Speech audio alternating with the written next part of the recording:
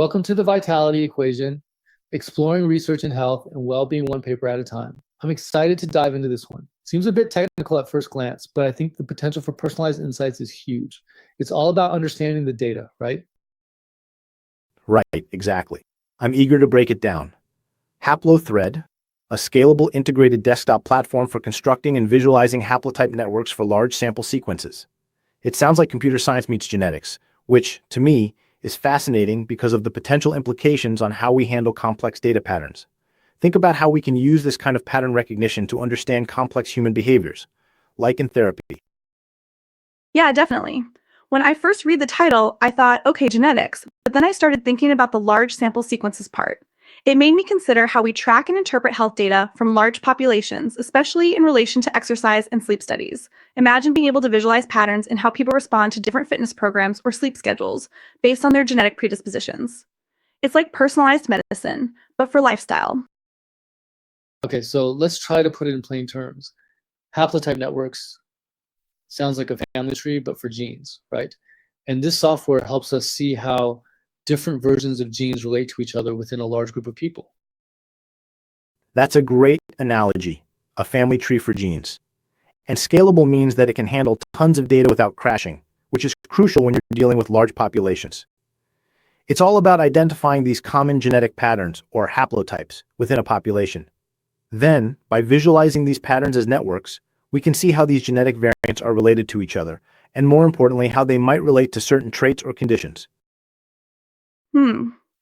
So if we're talking about exercise, maybe we could identify haplotypes associated with muscle growth, endurance, or even injury risk. Then we could design personalized training programs based on someone's genetic profile. That's cool. I immediately started thinking about mental health and how this could relate to predisposition to stress or anxiety. Imagine tailoring meditation techniques based on genetic tendencies. Like some people might respond better to mindfulness, others to more active forms of meditation. Exactly. And think about it in the context of cognitive behavioral therapy. Some people might be genetically predisposed to certain thought patterns or cognitive biases. This HaploThread software could potentially help us identify those patterns and then develop more targeted CBT interventions. It would be like personalized CBT, taking into account someone's genetic makeup. Yes, and even predict how well someone might respond to CBT in the first place. Some people just don't get much out of it, and maybe genetics play a role in that. We could use this to allocate resources more effectively. But back to the physical side, it's not just about exercise. Think about sleep too. There's so much variation in sleep needs and sleep quality. Could this software help us identify genetic markers for things like insomnia or circadian rhythm disorders? That's a huge point. I've always been fascinated by the link between sleep and mental well-being. If we could understand the genetic underpinnings of sleep disorders, we could potentially develop more effective lifestyle interventions. Like maybe some people are genetically predisposed to need more sunlight exposure to regulate their sleep cycle, or maybe certain dietary changes could be more effective for others. That makes me think, what if we could use this to understand things like susceptibility to addiction? Is there a genetic component to why some people are more prone to developing unhealthy coping mechanisms under stress? Can we find those patterns and intervene before they develop? It opens up a whole can of worms ethically, though, right? If we start predicting who's likely to become addicted to something or who's predisposed to a certain mental illness, how do we avoid stigmatization and discrimination? I mean, it's a powerful tool, but it has to be used responsibly. Definitely. That's always the challenge with these powerful technologies. It's about using the knowledge to empower people, not to label them or limit their opportunities.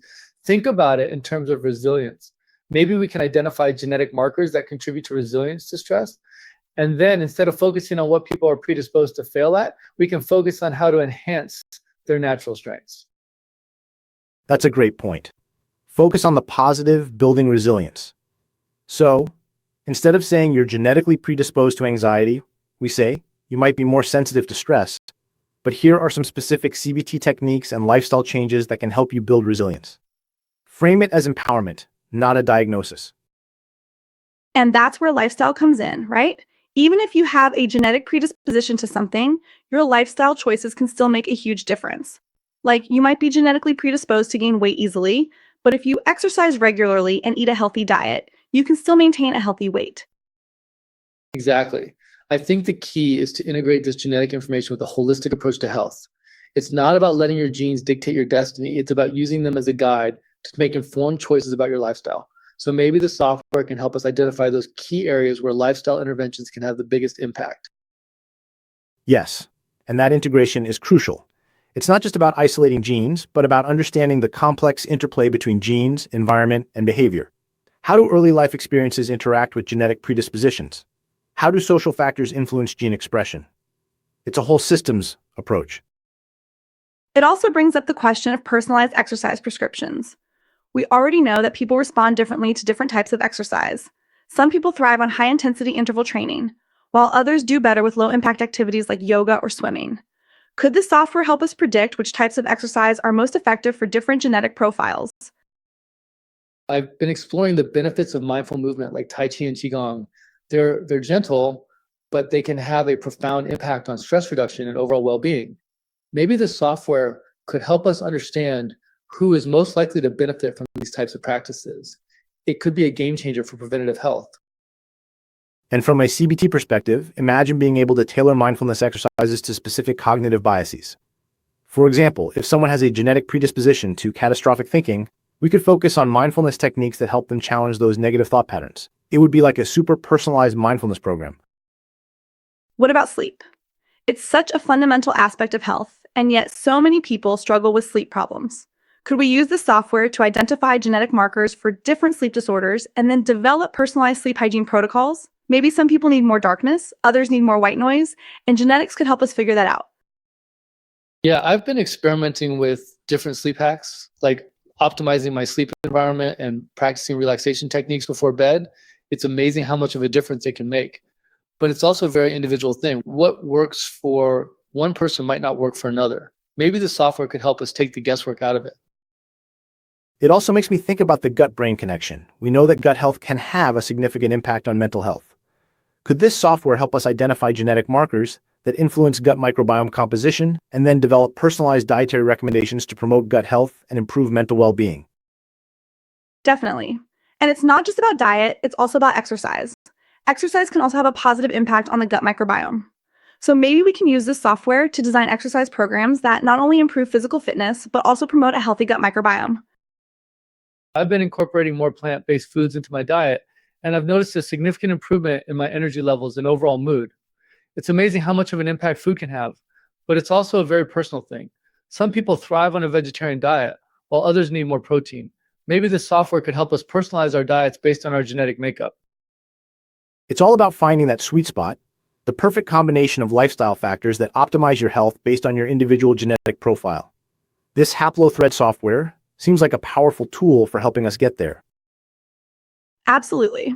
I think the potential applications are vast, but it's important to remember that genetics is just one piece of the puzzle. Lifestyle, environment, and social factors all play a role. It's about taking a holistic approach and using this information to empower people to make informed choices about their health. So what are some future research directions that we could explore based on this paper? From my perspective, I'd love to see studies that use this software to track the long-term effects of different exercise and sleep interventions on people with different genetic profiles. Like, let's actually put this to the test and see how much of a difference personalized lifestyle recommendations can make. I think it would be fascinating to explore the ethical implications of using this type of genetic information in healthcare and wellness programs. We need to have a robust framework in place to ensure that this technology is used responsibly and ethically. I'd be interested in exploring how this software could be used to develop more personalized meditation and mindfulness programs. I think there's huge potential to tailor these practices to individual needs and preferences, and genetics could be a valuable tool for helping us do that. I agree with you both. I'd also like to see research into the interplay between genetic predispositions and early life experiences. How do these factors interact to shape our health and well-being? Understanding this interaction could be key to developing more effective preventative interventions. And from a practical standpoint, I think it would be great to develop user-friendly apps or platforms that allow people to easily access and interpret their genetic information and receive personalized lifestyle recommendations. Make it accessible and actionable. That's a good idea. It should be accessible for the wider public. We should simplify it enough so anyone can use it without getting confused and feeling overwhelmed. Yeah, the more accessible it is, the more people can benefit from the information it offers, hopefully leading to better overall health. Totally. Well, this has been a fascinating discussion. It's amazing to think about the potential of genetics to personalize our approach to health and well-being. But it's also important to remember that genetics is just one piece of the puzzle.